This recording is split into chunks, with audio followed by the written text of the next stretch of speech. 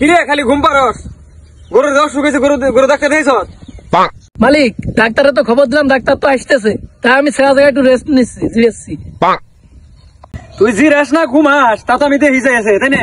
খালি খাস আর ঘুম পারস, গরুর তো খবর রাখস না। গরু যদি খবর রাখতে তাহলে গরু আজকে অসুস্থ হইতো না। এই ডাক্তার কি করে দেখ, কি করে ডাক্তার দেখ। ডাক্তার সাহেব, কুলি মুদ্দির বাড়ির গরু দেখবেন আছেন, ভিজিট কিন্তু একটু বেশি করে লাগবো, পান্ডা খান ধরেন। তুই আসো দেখে তো মনে কর যে আমি এলাকার গরু রোগ না থাকলেও মনে হতো রুগী বানাই লাই গরু রে। টাকা পয়সা আছে কিন্তু, আর টাকা পয়সা গুলো অভাব নাই। আরে চিন্তাই করিস না, দেখ না আজকে কি চিকিৎসা করি, খালি টেহাই আনবাম।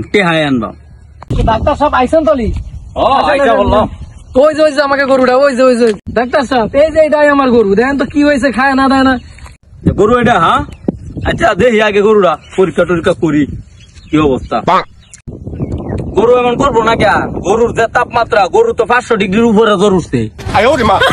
আচ্ছা আমার সমস্যা নাই, আমি চিকিৎসা করে দিতেছি, বড়ি টরি লেখে দিতেছি, ঠিক আছে? আর ভিজিট ভাই কিন্তু অনেক টাকা ভিজিট, 2000 টাকা ভিজিট হয় বইটার।